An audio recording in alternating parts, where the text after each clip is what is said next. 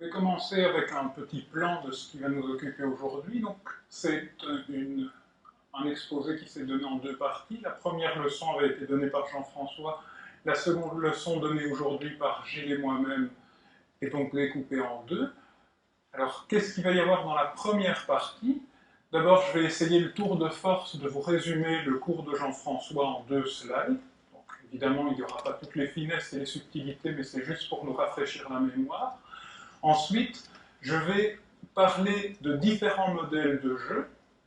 Je vais regarder les jeux multijoueurs à somme non nulle et à information imparfaite.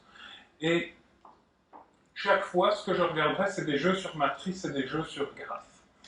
Ensuite, je vous laisserai entre les mains expertes de Gilles qui vous parlera d'application à l'informatique. Donc, commençons tout de suite avec un bref rappel du cours précédent. Quel était le modèle mathématique étudié? C'était des jeux à somme nulle, qualitatifs à information parfaite. Somme nulle, ça signifie qu'on avait deux joueurs complètement antagonistes. Qualitatif, ça veut dire que chaque jeu avait deux issues possibles. Chaque joueur pouvait soit gagner, soit perdre. Et information parfaite, ça veut dire que les joueurs étaient totalement informés. On a regardé des jeux sur graphe et des jeux sur matrice. Les jeux sur graphe ont permis entre autres de parler du jeu de Nîmes, du jeu d'échecs ou du jeu de puissance 4. Et on avait fait à la fin un jeu sur les matrices qui était le jeu de penalty, où si vous vous souvenez, on avait besoin de probabilité pour jouer de façon optimale. Quel était le concept fondamental dans la première partie? C'était cette notion de stratégie gagnante, même si vous n'avez pas vu l'exposé, doit vous parler. Alors, quels étaient les résultats? Ils étaient de deux types. On a d'abord mentionné ce qu'on appelle des résultats existentiels, qui étaient dus à Zermelo et à Martin, qui disaient que, en général, les jeux sur graphe sont déterminés, c'est-à-dire on est certain qu'un des deux joueurs possède une stratégie gagnante. Mais on ne sait pas qui, et on ne sait pas comment il fait pour gagner. C'est pour ça qu'on s'est ensuite intéressé à des théorèmes plutôt effectifs, qui permettent de dire, pour de grandes classes de jeux, on peut décider quel joueur a une stratégie gagnante, et on peut en plus calculer cette stratégie gagnante. Alors, quelle était, si je devais le résumer en juste quelques mots, la relation à l'informatique, c'était que le calcul de stratégie gagnante, ça correspond à construire des systèmes informatiques qui sont corrects par construction. Donc, bien évidemment, je n'ai pas toutes les finesses du cours précédent, mais ça, c'est un tableau en deux slides. Alors, qu'est-ce que je vais vouloir faire dans ma partie? C'est passer de ces jeux à somme nulle qualitatifs à information parfaite à des jeux à somme non nulle, quantitatifs à information imparfaite. Donc, somme non nulle, ça veut dire que maintenant, on va autoriser N joueurs qui ne sont pas nécessairement antagonistes. Vous imaginez, les joueurs, ce sont des personnes qui veulent appeler un ascenseur. Le but de chaque joueur, c'est d'avoir l'ascenseur pour pouvoir monter dedans. C'est pas d'empêcher les autres de rentrer dans l'ascenseur. Quantitatif, c'est qu'on va nuancer. On va plus dire que les gens gagnent ou perdent, on va dire qu'ils gagnent ou qu'ils perdent une certaine quantité, qui peut être de l'argent si on pense à des jeux, mais qui peut être de l'énergie ou du temps. Et à information imparfaite, ça veut dire qu'on va considérer que les joueurs ne sont pas nécessairement informés de l'entièreté du système. Donc, on va commencer tout de suite avec des jeux à somme non nulle. Je vais vous demander un gros effort d'imagination pour le début de cet exposé. Vous allez imaginer, donc, aussi peu crédible cela soit-il, je vais vous demander cet effort, que je suis un homme d'affaires brillant, honnête et totalement fiable, et que je vous fais la proposition d'investir 100 € dans ma société, en gardant ces hypothèses en tête. Alors, l'offre d'investissement est la suivante. Donc, chacun d'entre vous va participer à ce petit jeu. Vous allez avoir le droit soit d'accepter, donc d'investir dans ma société, ou de refuser. Si vous refusez, vous ne perdez rien, vous ne gagnez rien. Par contre, si vous investissez, vous gagnerez 150 €, donc je vous rendrai 250 €, mais à la condition que strictement plus de la moitié de la salle fasse ce choix qui est celui d'investir. Par contre, si strictement moins de la moitié de la salle investie, eh bien je garderai votre argent. Alors, il faut garder en tête ces hypothèses de départ, c'est-à-dire qu'il n'y a aucun doute concernant ma fiabilité. C'est certain que si vous me remettez 100 € et que plus de la moitié de la salle décide d'investir, c'est tout à fait certain que je vous rendrai 250 €. Donc si vous voulez bien, on va faire une petite expérience ensemble. Je vais faire un décompte 3, 2, 1, go. Je vais demander aux personnes qui souhaiteraient investir dans cette situation tout à fait hypothétique de lever la main si elles souhaitent investir. Et on analysera le comportement avec le formalisme de la théorie des jeux juste après. Est-ce qu'il y a des questions avant qu'on lance cette expérience? On peut avoir les deux en même temps. Hein. Pardon? On peut avoir les deux en même temps. On peut avoir plus que 51% qui veulent suivre et moins de 51% qui ne veulent pas suivre. Non, parce que je vais vous demander de lever la main et les personnes qui veulent investir lèvent la main. Donc ça fera quelque chose de complètement dichotomique. Si plus de la moitié des gens ont levé la main, c'est oui, sinon c'est non. Donc la question est, souhaitez-vous investir? Je vais faire le décompte et ceux qui souhaitent investir lèveront la main. Donc ça fait 3, 2, 1 et levez la main pour ceux qui souhaitent investir. Donc il n'y a aucun doute que ça fait plus de la moitié. Donc, on s'arrangera à la fin de l'exposé. Et maintenant, si vous voulez bien, on va se poser la question, est-ce que votre choix était rationnel, sans aucune insulte dans ce mot, c'est la terminologie de la théorie des jeux, de parler de rationalité. Alors, pour comprendre les choses, on va d'abord regarder le cas beaucoup plus simple, où il n'y aurait eu que 2 investisseurs. D'accord? Et donc dans ce cas-là, avoir strictement plus que la moitié, c'est dire que les 2 personnes doivent investir. Donc c'est des jeux sous forme matricielle, ils sont représentés de cette façon. Le premier joueur va choisir la ligne, il peut investir ou refuser. Le deuxième choisit la colonne, il peut investir ou refuser. Le gain du premier joueur se lie sur la première composante. Le gain du second joueur se lie sur la seconde composante. Si les 2 joueurs investissent, ils gagnent tous les deux 150 €. Si les 2 joueurs refusent, ils gagnent tous les deux 0 €. Si le premier joueur refuse alors que l'autre investit, le premier joueur ne gagne rien et l'autre perd 100 € et c'est symétrique ici. Alors, si on se souvient des outils qu'on a vus dans la première leçon, ce concept de stratégie gagnante qui disait « j'ai une action qui est optimale quoi que fasse mon adversaire », on se rend bien compte que ce concept ne fonctionne plus ici. Parce que investir n'est pas toujours intéressant. Investir n'est intéressant que si l'autre personne investit. De la même façon, refuser n'est pas toujours intéressant. Refuser n'est intéressant que si l'autre personne refuse aussi. C'est pour ça que maintenant, on ne va plus parler de stratégie gagnante ou de stratégie optimale, on va aller vers d'autres concepts qui vont prendre la terminologie de notion d'équilibre. Alors, pour définir ce concept, on va définir une autre notion, qui est la notion de meilleure réponse. Donc, on va juste se placer dans la peau du premier joueur.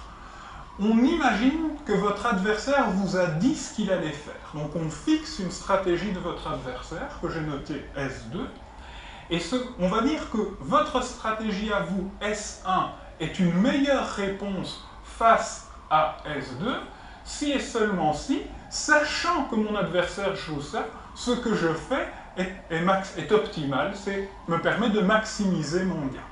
Donc c'est une notion plus subtile que la notion de stratégie gagnante qui disait « ce que je fais le meilleur, quoi que fasse mon adversaire ».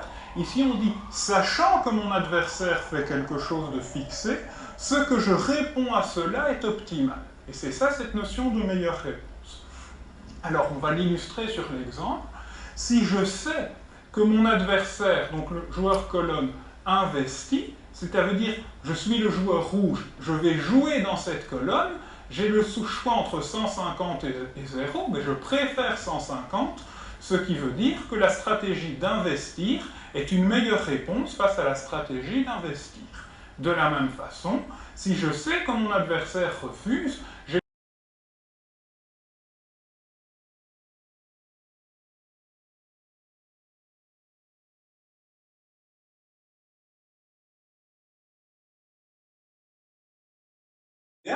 c'est de trouver un couple de stratégies S1, S2, tel que S1 est une meilleure réponse face à S2, et S2 est une meilleure réponse face à S1. Et ça, c'est exactement l'idée de Nash, c'est l'idée de l'équilibre de Nash, qui peut se généraliser avec beaucoup plus de joueurs. On dira qu'un couple ici, mais un uplet de stratégie est un équilibre de Nash si la stratégie du joueur 1 est une meilleure réponse face à la stratégie du joueur 2, et la même chose pour le joueur 2. Donc, mentionnons que John Nash a reçu le prix Nobel d'économie en 1954 avec Selton et Harsanyi, et John Nash est récompensé pour ses travaux liés à l'équilibre de Nash. Alors, dans mon petit jeu d'investissement, celui à 2 joueurs, il y a 2 équilibres de Nash. Les 2 joueurs investissent ou les 2 joueurs refusent. Et donc, dans le jeu auquel on a joué ensemble, il y a, même s'il y avait beaucoup plus de joueurs, il n'y a aussi que 2 équilibres de Nash. Celui où exactement tout le monde investit et celui où exactement tout le monde refuse d'investir. Vous pouvez réfléchir que toute autre situation, il y avait au moins une personne qui aurait eu intérêt à jouer d'une façon différente. Alors, on va parler un peu du théorème de Nash et de ses applications.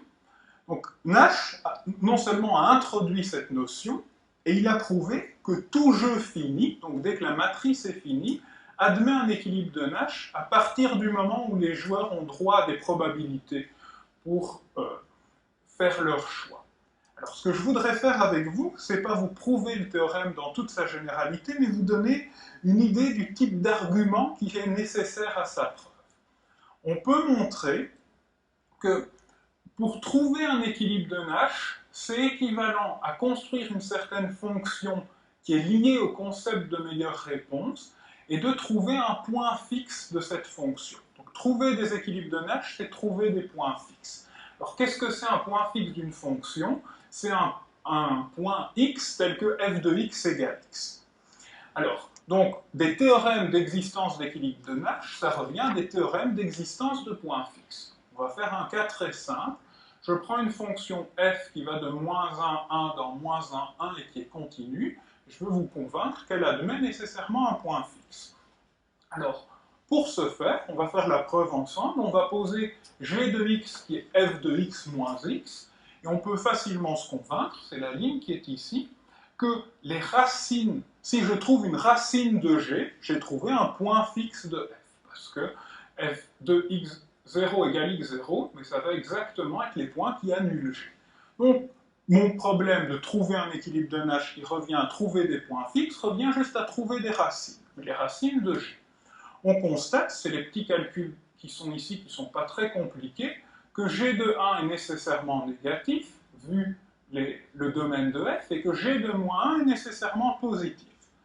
Sachant que f est continu, je vais déduire que g est continu, et donc nécessairement, soit g s'annule en moins 1, auquel cas j'ai ma racine et donc mon point fixe, soit g s'annule en 1, donc j'ai ma racine et donc j'ai mon point fixe, soit g est strictement positive en moins 1 et strictement négative en 1, mais comme c'est une fonction continue, les théorèmes mathématiques de base que vous avez tous rencontrés vous disent « je suis certain qu'il existe un point x0 tel que ma fonction g s'annule, et donc j'ai ma racine, et donc j'ai mon point fixe. » Alors, ça, je voulais juste vous montrer, c'est ce célébrissime papier de Nash publié en 1950.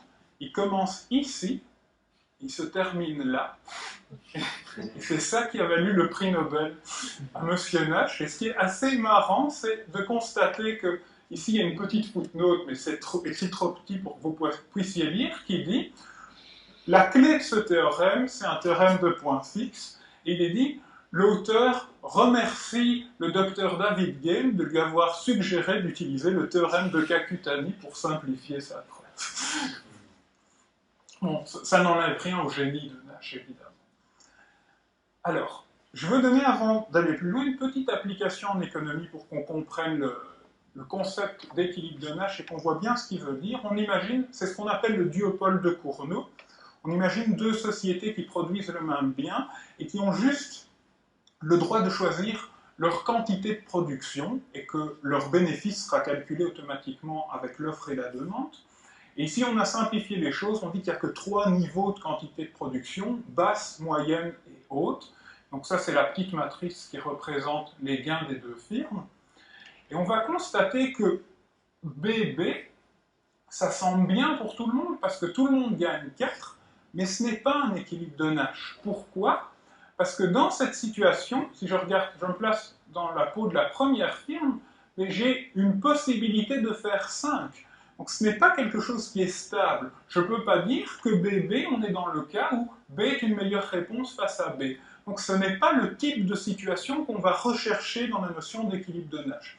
Ce qui est par contre le seul équilibre de Nash, c'est MM, c'est-à-dire les deux joueurs gagnent moins finalement. La somme des gains est de 6 alors que là elle était de 8, mais par contre ça c'est stable, personne n'a intérêt. Si je me place dans la peau du joueur 1, et s'il change d'avis, il gagnera 2 ou 1, donc ce n'est pas son intérêt. Donc ce que je voulais juste éveiller avec cet exemple, c'est que l'équilibre de Nash, c'est une notion de stabilité, pas nécessairement une notion d'optimisation de la somme des gains.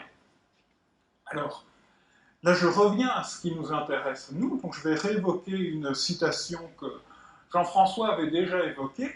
Le théorème de Nash, on l'a très bien vu dans sa preuve, c'est un théorème existentiel. Pourquoi le théorème de Nash existe? C'est par un théorème mathématique qui nous dit, pour certaines classes de fonctions, je suis toujours certain qu'il existe une racine. Mais si c'est juste des théorèmes existentiels, comment être sûr qu'on va aller vers l'équilibre? Donc ça c'est une citation qui a été popularisée par Papadimitriou qui dit « Si mon ordinateur portable n'est pas capable de calculer un équilibre, comment puis-je espérer que le marché va y arriver ?» Et donc, on s'est tourné vers des nouveaux concepts, des nouveaux problèmes, qui est la théorie des jeux algorithmiques, c'est-à-dire, étant donné un jeu, je veux calculer ces équilibres. Et un des tout premiers résultats de théorie des jeux algorithmiques pour les équilibres de Nash classiques, joués sur les matrices, donc vraiment les jeux sur lesquels Nash travaillait, il a seulement été obtenu en 2009 par différents collègues, incluant Papadimitriou, dont la photo est là. Alors, juste encore une petite application de la théorie des jeux un petit peu différente, qui est loin d'être anecdotique parce qu'elle a donné lieu vraiment à un nouveau champ de recherche, c'est en biologie. Donc, le jeu qui est ici, je ne vais pas vous le décrire, c'est le célèbre jeu de pierre, papier, ciseaux, que tout le monde connaît, et ça c'est une espèce de lézard Outa, qui est un lézard à flanc maculé, dont il existe 3 sous-espèces caractérisées par des couleurs. J'ai oublié, je crois qu'il y en a un orange et ainsi de suite. Et il se fait que ces lézards ont exactement les mêmes propriétés que la pierre, le papier et le ciseau. On pourrait dire que le lézard pierre, c'est le orange et ainsi de suite. Et ici, c'est Monsieur Smith qui avait dit que l'étude des équilibres de Nash dans ce type-là permettait de comprendre les évolutions de population. Et je veux dire, il avait fait des modèles théoriques, il avait expliqué comment ça fonctionnait sans connaître l'existence de ces lézards Utah. Et puis quand il a vu ce cas d'étude qui a été publié, où on a fait la comparaison avec le jeu de pierre, papier, ciseaux, il s'est exclamé « Ah, ces lézards ont dû lire mon livre ». Ok, donc maintenant je vais venir à des jeux sur graphes. On va encore une fois imaginer une petite situation pour comprendre les concepts. Donc on imagine une firme qui a la monopole de la vente d'un produit, disons du chocolat. On va appeler cette firme-là la firme A. Et une autre firme qui est la firme B qui souhaiterait entrer sur le marché du chocolat. Il faut savoir que l'entrée sur le marché a un coût. Donc, elle se pose la question, vais-je le faire ou non? Et la firme A, sachant que la firme B peut rentrer sur le marché, elle va avoir le choix entre 2 politiques. Elle peut dire, je partage mes clients avec la firme A, ou elle se dit, tant pis, je veux l'éradiquer du marché, je vais vendre vraiment à perte pour être sûr de la faire disparaître. Si je modélise cela par un jeu, c'est d'abord la firme B qui va faire un choix entre je vais entrer sur le marché ou je ne vais pas entrer sur le marché. Disons que le marché représente 10 d'une unité, million de dollars ou ce que vous voulez. Donc si elle ne rentre pas sur le marché, la première firme garde 100% des profits et l'autre firme ne perd rien et ne gagne rien. Si elle décide d'entrer sur le marché, la firme A a 2 choix, partager les prix ou vendre à perte. Alors j'ai mis des chiffres juste pour donner une idée, mais qui ne sont pas absolus. Si elle partage, disons, chacun la moitié des bénéfices, mais l'autre firme gagne un peu moins parce qu'il y a le prix de l'entrée sur le marché, tandis que si l'autre casse ses prix au point d'obtenir tous les clients, elle aura, disons, un bénéfice de 4 et l'autre fera une perte de -1. Donc la question qu'on se pose, c'est comment étudier ces jeux et qu'est-ce que ça signifie? Alors, ce qui est naturel, ça c'est une démarche classique des mathématiciens, c'est quand ils connaissent un concept, à savoir l'équilibre de Nash, et qu'ils construisent un nouveau modèle, ils se disent appliquons ce concept sur ce modèle. Donc c'est naturel d'essayer d'étudier les équilibres de Nash. Et pour ce faire, mais très naturellement, on va traduire ce jeu sur A en un jeu sur une matrice, en disant le joueur A, il a deux possibilités, partager ou vendre à perte, et l'autre a deux possibilités, entrer ou ne pas entrer. Et ça, c'est les répercussions. J'ai juste recopié les coûts en fonction des choix. Par exemple, si je prends, si il entre et que l'autre partage, entre, partage, on a ici 5, 4, qui est le coût. Alors, je peux facilement calculer qu'il y a deux équilibres de Nash ici, qui sont soit j'entre et la firme B rentre et la firme A partage, et il y a un autre équilibre de Nash un peu plus surprenant qui est la firme B ne rentre pas. Pourquoi? Parce qu'elle vit dans la crainte que la firme A vende à perte. On se convainc bien que c'est un équilibre de Nash. Pourquoi? Parce que si elle faisait le choix d'entrer, bien, au lieu d'avoir 0, elle aurait moins 1, ce qui n'est pas intéressant pour elle. Alors on se rend compte qu'il y a quelque chose de dérangeant avec ce second équilibre de Nash, c'est que le joueur A effectue ce qu'on appelle une menace non crédible. Si je regarde juste ce qui se passe ici, et que je me place maintenant du point de vue du joueur A, non pas du joueur B, le joueur A dit sciemment « je préfère gagner 4 que 5 », ce qui est quelque chose de non crédible, de non rationnel, et ce qui est reflété dans ce jeu de matrice, parce que quelque part, il ignore l'aspect séquentiel du jeu sur arbre, qui lui, je veux dire, tient compte du fait qu'une décision a lieu après l'autre. Alors comment les mathématiciens ont fait pour enrayer ce type de problème? Ils ont créé un nouveau type de concept, et avant de vous définir ce concept, je voudrais dire un mot de mais qu'est-ce que c'est une stratégie dans ces jeux sur arbre? Et je prends un autre petit jeu ici, juste pour illustrer ce fait. Imaginez que vous avez deux joueurs, donc le joueur 1, il a deux pièces d'1 euro, et il peut la partager avec le deuxième joueur, donc il a trois choix possibles, soit il donne tout à l'autre joueur, il fait moitié-moitié, ou il garde tout pour lui. Et le deuxième joueur, il a chaque fois deux choix, c'est soit dire oui, soit dire non. S'il dit oui, on prend l'argent comme réparti par le premier joueur, s'il dit non, personne n'a rien. Alors, ce que je veux juste illustrer à travers ce jeu-ci, c'est que le joueur 2, il n'a pas deux stratégies qui consistent à dire oui ou non, mais il a 8 stratégies, 2 exposant 3. Ce qu'on appellera une stratégie du joueur 2, c'est dire ce qu'il va faire dans toutes les situations. Donc ici, je vous ai représenté, par exemple, la stratégie du joueur 2 qui consiste à dire oui si on me donne tout, oui si on me donne 1 euro, et non si on me donne 0 euro. Et là, je vous ai juste représenté la matrice pour information. Donc maintenant qu'on a ce concept de stratégie en tête, on peut parler de ce nouveau concept qui est le concept d'équilibre parfait en sous-jeu. Alors qu'est-ce qu'on va imposer? Comme cette notion d'équilibre de Nash est trop faible et ne tient pas compte de cet aspect séquentiel des jeux, on va dire qu'on va exiger non seulement d'avoir un équilibre de Nash dans le jeu global, mais puis on va regarder chaque fois les sous-jeux, c'est-à-dire les jeux qui commencent dans n'importe quel nœud du graphe, et on va exiger que la stratégie restreinte à ces sous-jeux soit également un équilibre de Nash. Alors pour que ce soit plus clair, on va regarder notre petit exemple, qui est très simple. Si je reprends au premier équilibre de Nash, entrée et partagée, l'unique sous-jeu de ce jeu, c'est regarder ce qui se passe dans ce petit sous-arbre, et on demande au joueur 1, est-ce que tu préfères gagner 5 ou 4? Mais ce qui est un équilibre, c'est de dire 5. Ce qui fait en choisissant partager, donc cet équilibre de Nash est également un équilibre parfait en sous-jeu.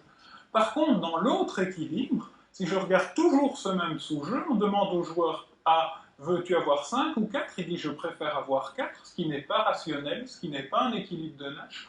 Donc, cet équilibre global n'est pas un équilibre parfait en sous-jeu.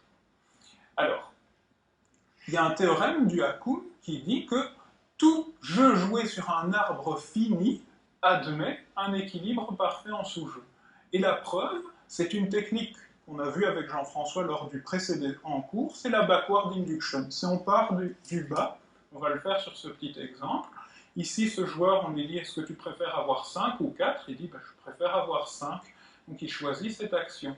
Maintenant, ce joueur-ci, sachant que le joueur A va dire 5, on lui demande, tu préfères avoir 0 ou 4? Il va dire, ben alors je préfère avoir 4. Et donc, on vient de construire comme ça, avec la backward induction, l'équilibre parfait en sous-jeu, et c'est l'idée de la preuve. Donc il est à noter que si on joue maintenant sur un graphe quelconque, ou sur un arbre infini, on ne peut plus appliquer la backward induction, on a besoin de nouvelles techniques, on a besoin de nouveaux algorithmes.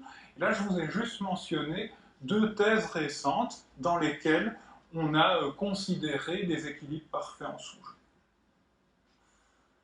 Alors maintenant, on va travailler avec des jeux à information imparfaite. Alors on va commencer avec des jeux sur matrice. On va commencer avec un poker, mais d'une simplicité enfantine, mais ce sera déjà assez compliqué pour illustrer le modèle. On imagine qu'on n'a que 2 joueurs et qu'il n'y a que 3 cartes, numérotées 1, 2, 3, avec l'idée que 1 est plus petit que 2 et plus petit que 3.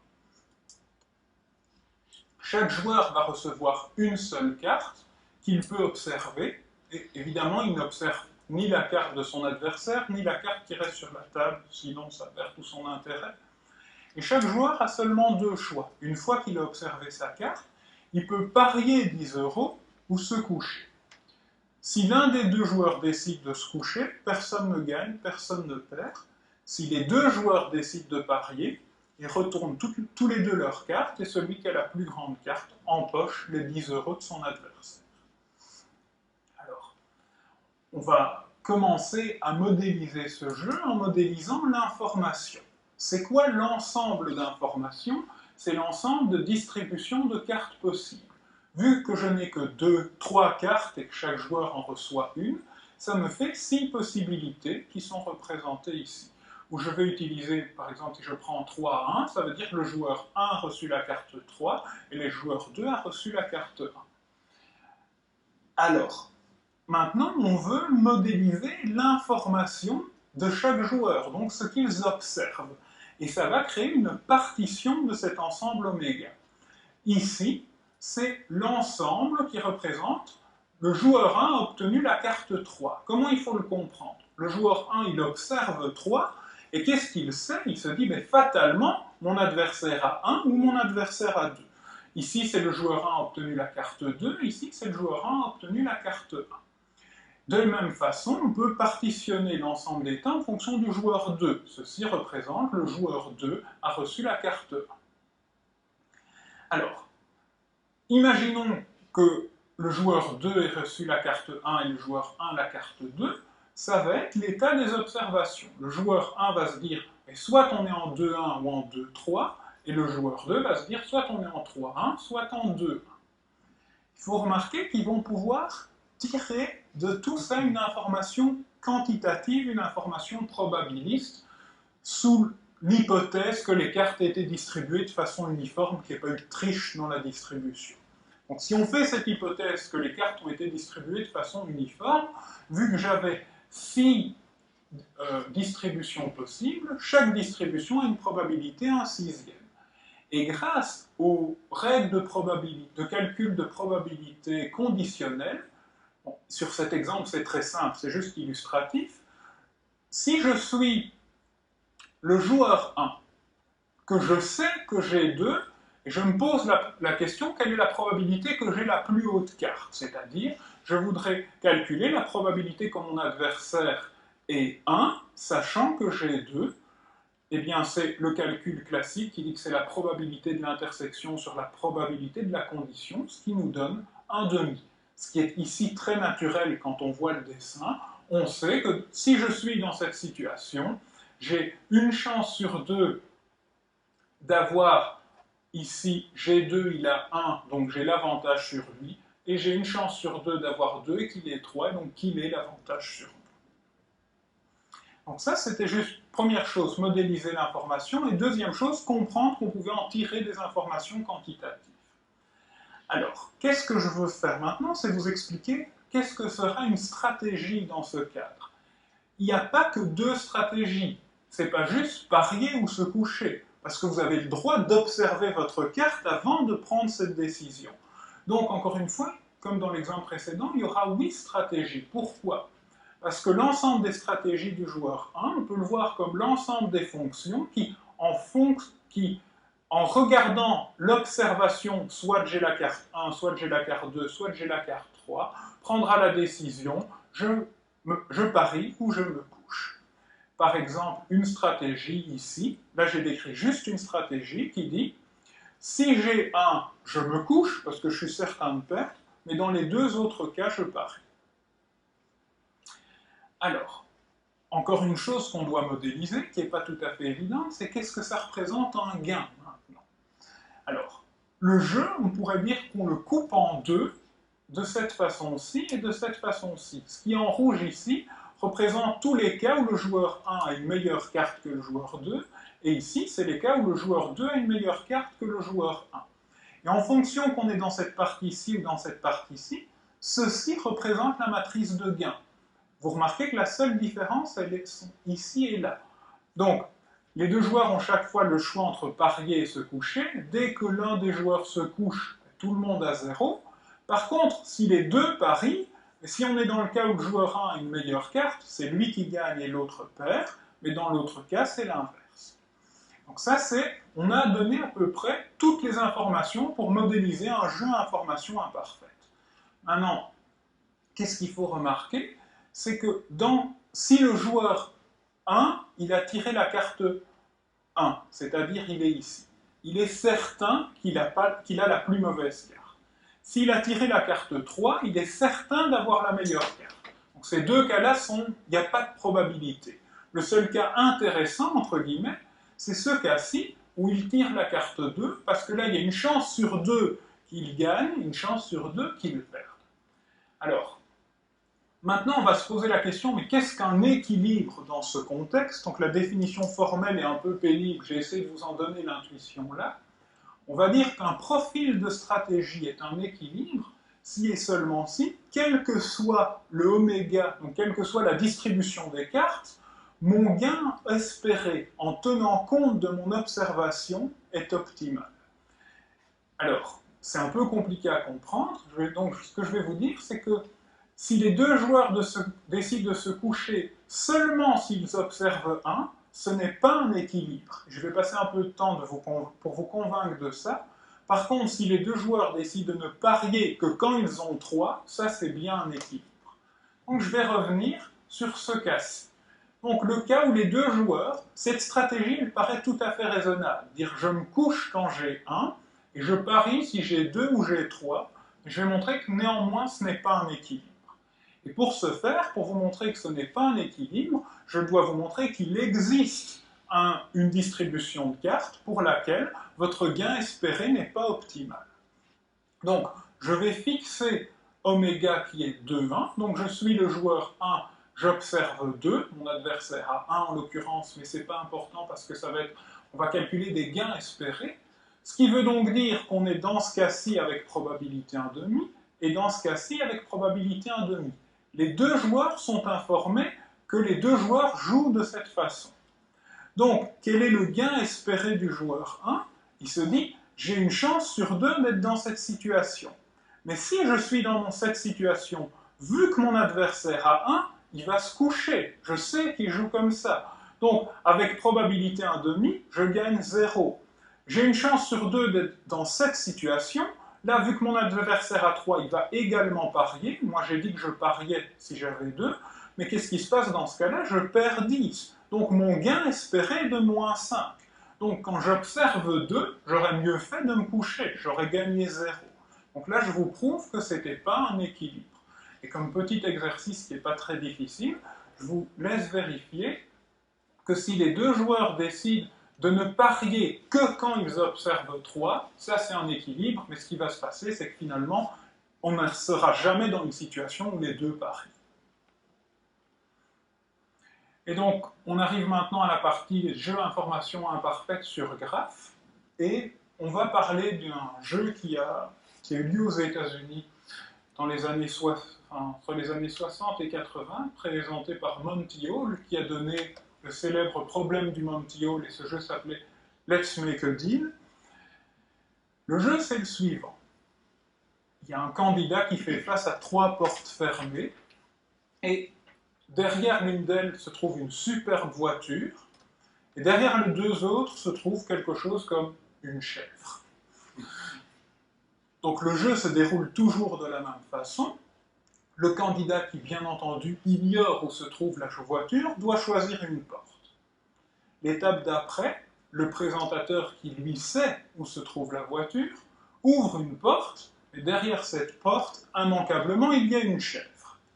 Et puis, le présentateur pose la question au candidat, « Souhaitez-vous changer de porte ?»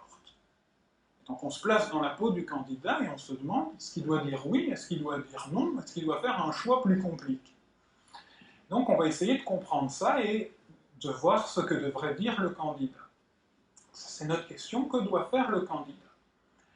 Alors, on va supposer, sans perdre de généralité, que la voiture est placée au milieu et on va regarder quels sont les 3 choix possibles du candidat. Donc, on imagine que le présentateur ouvre une porte. Donc, dans les 3 cas, un cas où, il ouvre la porte sur une chèvre, et on imagine ici que c'est le candidat a choisi de ne rien changer, de rester face à sa décision initiale. Sans surprise, il va gagner avec une chance sur 3.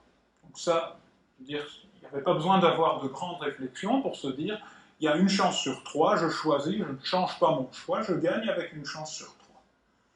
Alors il pourrait avoir une autre philosophie qui serait déjà meilleure, c'est qu'à partir du moment où le présentateur a ouvert une porte, il dit « j'oublie tout ce qui s'est passé et je joue à pile ou face. Maintenant, je sais qu'il y a une chance sur 2 d'avoir la voiture. Donc, en effaçant le passé, en recommençant l'expérience aléatoire, mais là, il aura une chance sur 2 de gagner, ce qui est déjà mieux qu'une chance sur 3. Et maintenant, la 3e stratégie, qui est peut-être la plus surprenante, qui est de dire systématiquement, je vais changer de porte, on va voir ce qu'elle va donner. Donc, le cas initial, le présentateur ouvre la porte, systématiquement, il dit « je change de porte », et qu'est-ce qu'on constate? C'est que là, il gagne avec 2 chances sur 3. Et on peut prouver que c'est la meilleure espérance de gain, évidemment. Il dit, il ne faut pas venir me dire « j'ai essayé ça et je n'ai pas gagné la voiture ». Mais c'est la meilleure espérance de gain qu'on peut fournir au candidat. Alors, qu'est-ce que c'est la morale de cet exemple? C'est que le candidat doit toujours accepter de changer de porte. Alors, c'est quoi les modèles, si on veut modéliser un peu ce type de jeu? C'est des jeux à information imparfaite sur graphe, où le présentateur, il voit vraiment tous ces petits états, donc voiture, chèvre, chèvre. Donc ça veut dire ici la voiture en première position, 2e position, 3e position. Tandis qu'il faut, le candidat, vous devez imaginer qu'il ne voit que les couleurs. Donc ici, il ne voit rien, il voit 3 portes fermées. Et ici, qu'est-ce qu'il va voir? C'est, la porte du milieu a été ouverte, ici, il voit la porte de droite a été ouverte, la porte de gauche a été ouverte. Ça, c'est ce qu'on appelle un jeu à information imparfaite sur un graphe. Et ce type de jeu, qu'est-ce qu'on cherche à faire maintenant sur ce type de jeu? C'est décider quel est le meilleur gain espéré possible, décider s'il existe une stratégie optimale, calculer une stratégie optimale si elle existe, et si on peut montrer qu'elle n'existe pas, calculer ce qu'on appelle des stratégies epsilon optimales qui permettraient de les approximer. Il y a vraiment beaucoup de travaux sur ce type de questions pour l'instant, et là j'ai listé quelques travaux récents, et ici quelques chercheurs qui travaillent dessus, et vous en reconnaîtrez certains dans cette salle. Mais je vous remercie pour votre attention, et je cède la parole à Gilles.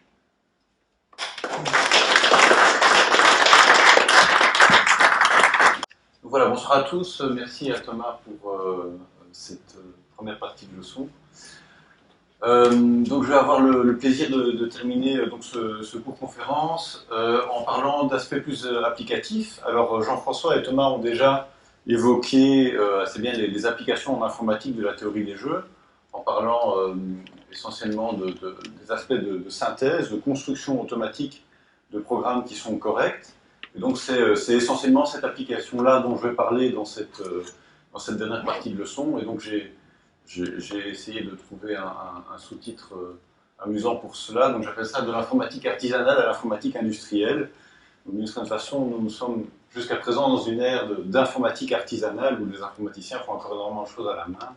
Et nous espérons nous retrouver dans une ère où l'informatique devient plus industrielle, plus automatique. Donc vous allez comprendre un petit peu mieux, j'espère, ce que je veux dire par là. Alors le problème qui nous intéresse ici, c'est un problème de contrôle. Et le problème de contrôle, c'est un problème qui dépasse tout à fait le cadre de l'informatique. Donc c'est un problème classique et ancien dans de nombreux domaines. Donc on a besoin de contrôler des machines industrielles dans les usines pour produire des objets. On a besoin de faire par exemple du contrôle aérien, dire quel avion peut atterrir à quel moment, prendre quel couloir aérien à quel moment. Du contrôle ferroviaire, quel train peut entrer sur quelle voie en évitant les collisions. On a besoin de faire de la régulation de machines. Par exemple dans l'électroménager, vous avez certainement tous chez vous un sèche-linge qui décide automatiquement quand votre linge est sec et s'arrête, ce genre de choses-là. Donc il y a là derrière de l'électronique, ou en tout cas un dispositif qui est en permanence occupé à regarder quelles sont les conditions dans lesquelles il se trouve. Par exemple, dans l'exemple du séchoir, il y a des capteurs à l'intérieur qui regardent si oui ou non le linge est sec. Hein. Il mesure l'humidité dans le séchoir et qui décide si eh bien, il faut continuer à sécher le linge ou pas. Alors évidemment, comment est-ce qu'on conçoit ces systèmes? Qu'est-ce qu'on met là-dedans pour que ça fonctionne? Alors le contrôle, il peut évidemment être réalisé de plusieurs façons, donc par un être humain, ça c'est l'exemple du contrôle aérien. Jusqu'à présent, il y a toujours des contrôleurs aériens qui sont des êtres humains qui prennent des décisions de faire monter ou descendre des avions.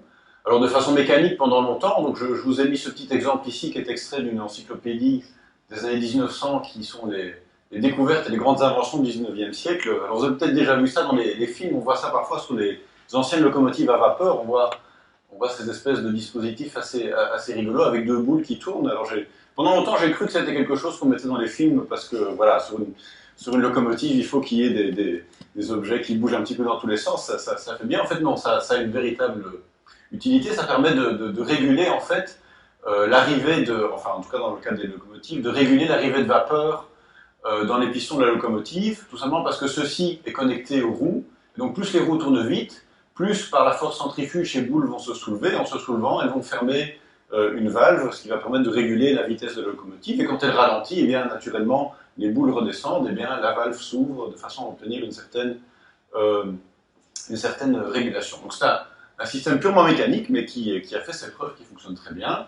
Alors évidemment, avec l'évolution de la technologie, on a ensuite passé vers de l'électronique, et puis ben, naturellement vers ce qui nous intéresse ici, c'est-à-dire à l'aide d'un logiciel. Donc on souhaite aujourd'hui faire du contrôle à l'aide d'un ordinateur, à l'aide de logiciels. Alors essayons d'avoir une vue un petit peu plus globale sur le problème. Donc on souhaite construire un contrôleur, et ce contrôleur il se trouve à l'intérieur d'un environnement. Et donc, ben, comme je l'ai déjà un petit peu évoqué, le contrôleur il obtient de l'information sur son environnement à l'aide de capteurs. Donc il a toute une série de dispositifs qui permettent de mesurer l'information dont il a besoin pour prendre ses décisions. Il va agir sur l'environnement à l'aide d'actuateurs, donc il va modifier l'environnement, et il est équipé d'un objectif de contrôle. L'objectif de contrôle, il indique ben, finalement ce qu'on attend du contrôleur, quelles sont les choses qu'il doit faire, quelles sont les choses qu'il doit garantir, et quelles sont les choses qu'il ne peut pas faire. Et dans le cas qui nous intéresse, on voudrait que ce contrôleur, ça soit ce qu'on appelle un ordinateur embarqué. On entend souvent parler de système embarqué. En français un peu plus correct, on parle de système enfoui. Donc c'est-à-dire qu'il s'agit de dispositifs informatiques qui se trouvent à l'intérieur d'une application plus large, par exemple une automobile. Je ne sais pas si vous le savez, mais aujourd'hui, la plupart des voitures, même les voitures d'entrée de gamme des marques les moins chères, possèdent plusieurs dizaines de microprocesseurs qui se chargent de contrôle à différents niveaux, que ce soit contrôle du système de l'ABS, de la direction ou de l'injection d'essence dans le moteur. On estime que sur les modèles haut de gamme, il y a plusieurs dizaines de millions de lignes de programmes qui fonctionnent en permanence pour contrôler la voiture. Voilà. Alors, si vous avez déjà essayé d'écrire un programme informatique, vous savez que déjà dans un programme informatique qui fait 10 ou 20 lignes, on peut très rapidement faire une erreur. Alors imaginez la complexité qu'il y a à écrire des programmes qui font plusieurs dizaines de millions de lignes de code, sachant qu'évidemment, dans une application comme une automobile, la correction est évidemment absolument essentielle. Il est hors de question que si vous poussiez sur la pédale de frein, tout d'un coup, il y a quelque part un ordinateur qui décide que finalement non, on ne va pas freiner. C'est évidemment pas acceptable. Alors j'ai ici un exemple qui est un peu plus innocent que l'exemple de l'ABS. C'est une manière de parler aussi de la recherche en cours, notamment à l'ULB et à l'Université de Mons. Donc, dans le cadre d'un projet qui est financé par l'Europe, par la Commission européenne, qui est le projet Casting. Et donc, bon, c'est un projet qui est essentiellement un projet de recherche fondamentale, mais dans lequel nous avons aussi des partenariats avec des industriels et nous avons des applications. Et notamment, nous avons des industriels qui font des applications de chauffage par le sol. Donc, on souhaite évidemment réguler la température à l'intérieur d'une maison avec un système de chauffage par le sol. Alors, la solution la plus simple, naturellement, qui est actuellement mise en place par cet industriel, c'est d'installer une vanne thermostatique, comme vous en avez tous chez vous, dans chacune des pièces, qui automatiquement va ouvrir la valve quand il fait trop froid dans une pièce. Mais évidemment, le problème, c'est que ça, c'est une solution qui est trop locale, ça ne tient pas compte de la situation globale, et donc, puisqu'il s'agit de chauffage par le sol, eh bien, si ma chaudière amène l'eau chaude par cette pièce-ci, ben, naturellement, quand je veux chauffer cette pièce-là, il y a des tuyaux qui traversent le sol de celle-ci également, et donc ça veut dire que quand ben, je vais ouvrir la vanne dans cette pièce-ci, l'eau chaude va traverser cette pièce-là, et donc va aussi en partie chauffer cette pièce-ci, donc il va y avoir de la déperdition de chaleur qui va avoir lieu dans cette pièce-ci, alors que c'est en fait celle-là que je veux chauffer. Et donc ça c'est un des problèmes auxquels on essaye de s'attaquer. On essaye de modéliser tout cela de façon précise, en tenant compte aussi de toutes les choses un petit peu inattendues qui pourraient se produire. On ouvre une fenêtre ou ce genre de choses. Voilà, donc ça c'est un petit peu pour la motivation. Alors je vais essayer d'expliquer un petit peu mieux mon titre maintenant. Donc quelle est la méthode de développement de logiciels traditionnelle? Alors bon, des méthodes de développement de logiciels, il y en a énormément, donc j'essaie ici d'un petit peu schématiser. Mais je dirais que jusqu'à présent, on se trouve dans une démarche qui est essentiellement artisanale, parce qu'on part d'un problème et ensuite on va avoir des informaticiens qui vont analyser le problème, qui vont concevoir un logiciel, qui vont créer un modèle, donc une description relativement abstraite de ce qu'on veut au final réaliser dans le logiciel. Éventuellement, il va y avoir une phase de raffinement, puisque mon modèle est assez abstrait. Il y a toute une série de choses qui ne vont pas être encore bien précisées, bien expliquées, donc je vais préciser toute une série de choses dans mon modèle pour pouvoir finalement avoir quelque chose qui est suffisamment précis que pourrait être traduit dans un programme que je peux donner à un ordinateur qui va l'exécuter. Alors évidemment, je voudrais être certain que mon logiciel est correct, et donc la méthode classique pour s'assurer qu'un logiciel est correct, c'est de le tester. Et donc ça, c'est une méthode qui a fait ses preuves dans une certaine mesure, puisque le test, évidemment, ça permet de détecter des erreurs. Donc naturellement, quand on a trouvé une erreur, en général, on s'en mord les doigts parce qu'il faut revenir sur sa planche à dessin, éventuellement changer la conception du logiciel, repasser par toutes ces étapes-là. Mais le test ne permet pas de prouver qu'un logiciel est correct. D'accord ?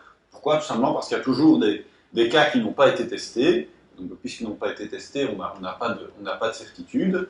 Et donc, bon, le test a son utilité, mais qui est assez limitée. Alors, depuis quelques années, à l'aide de travaux de chercheurs, dont notamment Pierre Wolper est un des pionniers, on a le développement de toute une série de méthodes qui permettent de faire de la vérification formelle, à la fois de modèles et de logiciels. Donc, les premières techniques de vérification se concentraient surtout sur les modèles relativement abstraits.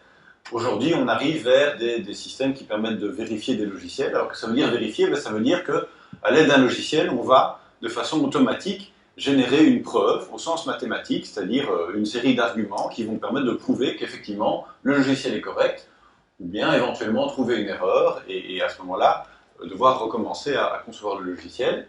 Alors, vous remarquez que par rapport au test, il y a maintenant ici une petite boîte qui est apparue, j'aurais pu faire apparaître aussi pour le test en fait, mais qui est très importante ici, qui est la partie spécification. C'est-à-dire que maintenant, il faut aussi venir avec une description très précise de ce qu'on veut que le logiciel fasse, parce que cette description précise, on va devoir la donner à l'outil de vérification formelle qui va pouvoir nous dire si oui ou non le logiciel fait bien ce qu'on attend. Alors évidemment, la grande différence, c'est ce petit V vert qui se trouve ici, qui est en fait une garantie que l'outil de vérification peut produire, qui est une garantie en fait maintenant que le logiciel ou que le modèle est correct, ce que le test ne permettait pas de faire. Alors on est toujours dans une approche artisanale, dans mon sens, dans la mesure où, bien évidemment, l'analyse, la conception, la production finale du logiciel et le raffinement, c'est toujours fait par des êtres humains. D'accord ? Et donc, ça veut dire que, par exemple, si on a prouvé que le modèle était correct, eh bien, dans la phase de traduction, il y a toujours le risque d'introduire des erreurs au moment où on produit vraiment le logiciel.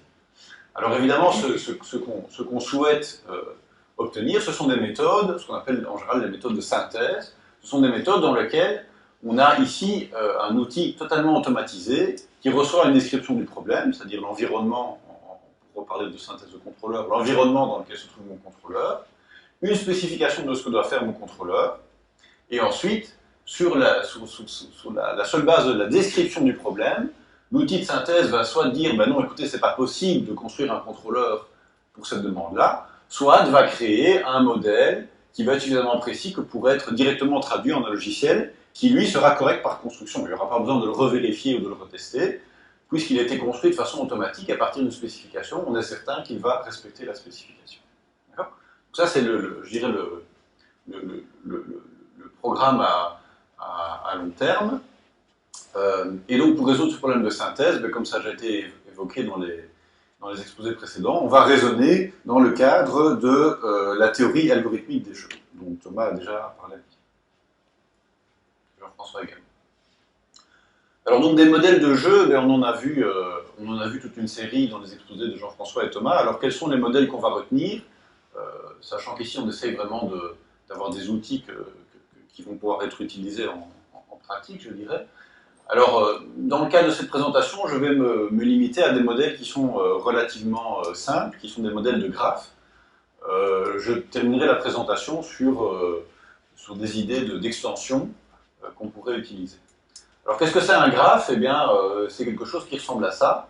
Donc, vous voyez, on a ici des cercles qu'on appelle les états, et on a ici les flèches qu'on appelle les transitions, ou les arêtes, enfin, il y a toute une série de vocabulaire assez riche à ce niveau-là. Et donc pourquoi est-ce qu'on utilise en général le modèle de graphe en informatique? Eh bien parce que si vous réfléchissez un petit peu à ce que fait un programme informatique, ben, un programme informatique essentiellement, quand il va modifier les valeurs de ses variables, il va changer d'état. Ce sont des états qui sont des états discrets, la variable a une valeur ou a une autre valeur. Ben, les actions que le programme exécute sont les actions qui permettent de passer d'un état à l'autre, et donc on modélise ces actions à l'aide de ces transitions.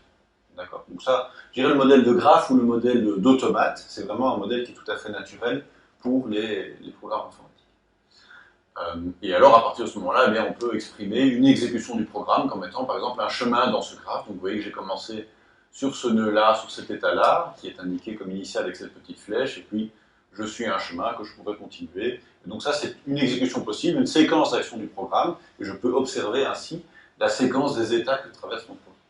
D'accord? Donc ça, c'est un petit peu la base, je dirais, des outils de vérification formelle que je vous ai présentés dans les slides précédentes. Alors, ben, maintenant que je suis dans je dirais, le cadre du contrôle et de la synthèse, le modèle de graphe simple que j'ai ici n'est plus suffisant. Parce que ici, eh bien, quand je suis dans un état, j'ai parfois plusieurs choix d'action possibles, mais le programme contrôle tous les choix possibles. Tandis que dans le cas du problème de synthèse, il y a certains choix qui sont contrôlés par le programme, et puis il y a certains choix d'actions qui sont des actions de l'environnement, qui sont contrôlées par l'environnement, et donc ce n'est pas raisonnable de supposer que le programme peut choisir les actions de l'environnement. Au contraire, il va devoir regarder quelles sont les actions que fait l'environnement et s'adapter à cela. D'accord? Donc c'est pour ça qu'on va utiliser, en tout cas dans le cadre de cet exposé, des jeux à 2 joueurs. Donc les 2 joueurs vont être d'une part le contrôleur et d'autre part l'environnement, qui vont être joués sur un graphe dans lequel je vais introduire 2 types de nœuds. D'accord? Donc je vais avoir des graphes qui sont comme ceci. Donc ça c'est un exemple que j'ai emprunté dans un tutoriel d'un collègue de l'université d'Aix-la-Chapelle, Wolfgang Thomas. Donc vous voyez que maintenant j'ai 2 types de nœuds, des nœuds carrés et des nœuds ronds. Et je vais m'en servir en fait pour dire en fait, qui possède le nœud. Donc j'ai 2 joueurs que j'ai appelés A et B, mais donc il faut penser à ça comme étant d'une part l'environnement et d'autre part le contrôleur, donc le système informatique que j'essaie de réaliser.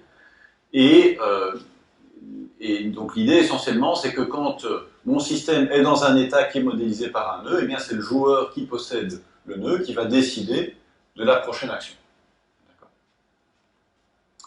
Donc une partie dans ce jeu se joue en déplaçant un jeton sur les nœuds du graphe, et donc c'est le joueur qui possède le nœud qui décide de la prochaine position du jeton.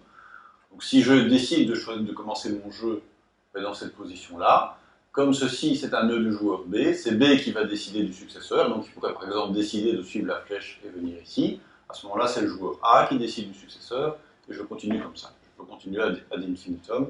Je construis ainsi un chemin dans mon graphe, qui est une exécution, qui représente l'exécution du système, avec les choix des deux joueurs.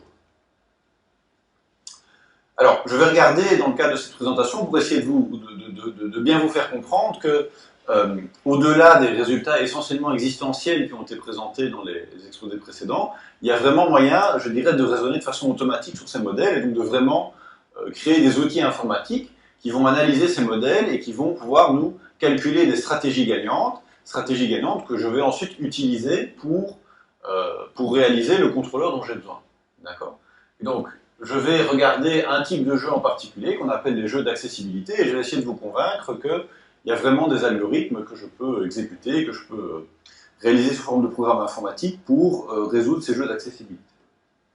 Alors, qu'est-ce que c'est un jeu d'accessibilité ? En fait, le nœud est assez...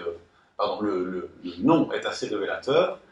Ce que je vais faire, c'est fixer un ensemble de nœuds de mon graphe, un ensemble d'états de mon graphe, et je voudrais essayer de faire en sorte que le joueur A puisse atteindre ces nœuds, quoi que fasse B.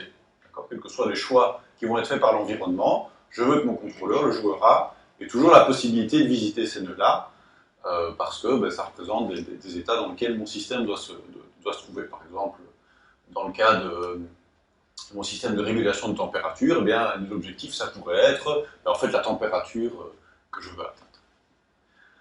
Alors, donc je cherche donc à déterminer une stratégie gagnante à partir de chaque nœud donc pour le joueur A, et donc plus précisément, ce qui m'intéresse, c'est de calculer l'ensemble des états gagnants dans ce jeu-là. Donc c'est quoi un état gagnant ? C'est un état tel que si je commence le jeu dans cet état-là, le joueur A va avoir une stratégie gagnante. Donc, il va avoir la possibilité de faire les bons choix tels que, quoi que fasse B, A va être capable de forcer le jeu d'atteindre mon objectif. Et c'est cette stratégie, évidemment, que je vais ensuite utiliser pour réaliser un vrai programme informatique que je vais pouvoir ensuite faire fonctionner sur mon système. Alors je reviens à mon exemple. Donc, mon objectif ici, ce sont mes deux nœuds en vert. Et puisqu'on est dans une conférence sur la théorie des jeux, je vous propose de jouer avec moi. Donc, je vous pose la première question.